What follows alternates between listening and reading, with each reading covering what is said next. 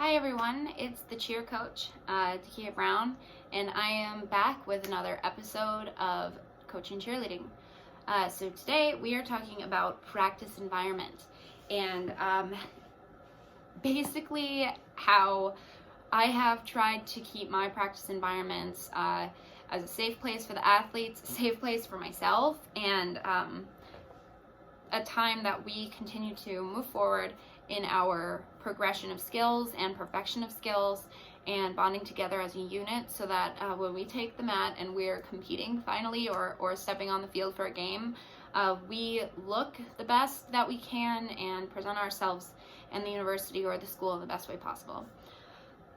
Here at DSU, we have 3 or 4 practices a week, plus 1 tumbling practice, and usually those go for about 2 hours to 3 hours, anywhere in between that. So there are long practices and there are a lot of practices.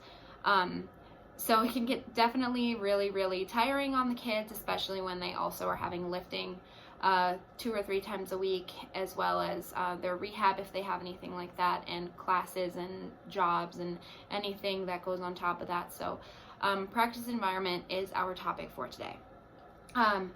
First things first, let's talk about from the moment when the athletes walk in the room. It is so important, I feel, that the coaches are waiting for the athletes in the gym or wherever you're going to be practicing before that first athlete walks in the door. They shouldn't walk in there by themselves. There should be one of the coaches should be waiting in there. I love to be waiting for the kids and greet each and every one of them when they walk in the door. I feel like that boosts practice morale and starts us off on a good note. They don't have to break the ice and talk to anybody, say hi first to anybody because somebody already said hi to them. And I also feel that it builds our relationship. So very beginning of practice, walking through the door, coach is already there. It's already set.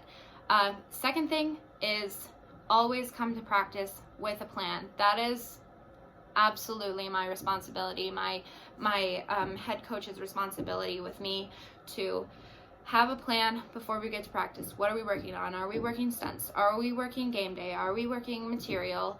Are we working jumps, tumbling? What are we working on? Is there a routine that we have coming up? Are the kids stressed about anything that we have coming up that we need to focus on a little bit? What is going on at practice that day? That is super duper important. Coach CB likes to have it all mapped out, even to the dot on time. We don't always follow it, but at least that's there. It's a rough draft of what we would like to accomplish at practice, our practice goals for that day, and we usually have about a 5-minute conversation over the phone or in person quickly every day that we have practice, to be able to just set a plan so that the kids don't have to be standing around and waiting for us to think of something and nobody's getting distracted. We can just keep everybody moving, and that's always been helpful. So next thing is, I'm sure you all know, cheer is a serious sport. Not necessarily always just cheer, but the skills that we do. So stunting and tumbling, incredibly dangerous. Coaches for cheer have to be very certified and definitely know what they're doing to keep their athletes safe.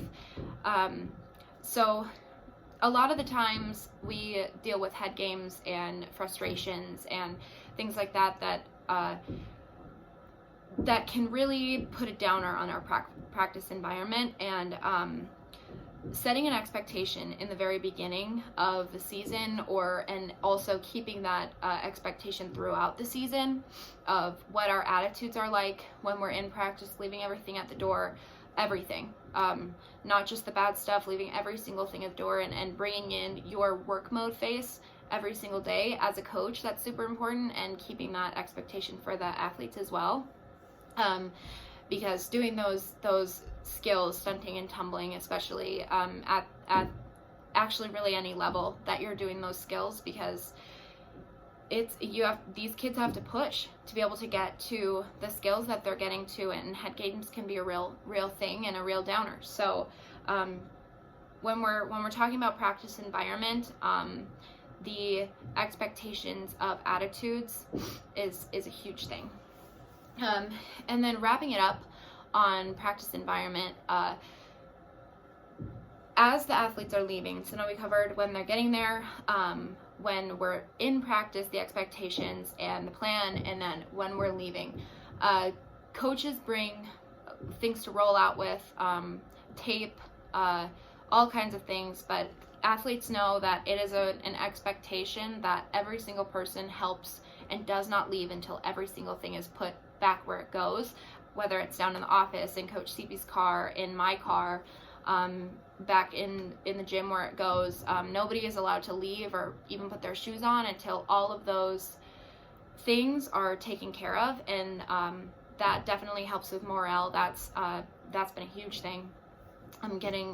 Making sure each person helps, and the expectation of attitudes definitely helps combat the frustration when somebody's not helping put mats away, or goes and grabs a strap instead of helping rolling or carrying a mat to where we store them. So those are my main things on practice environment. So I hope that you enjoyed this episode of Coaching Cheerleading with me, and I hope to catch you on the next one.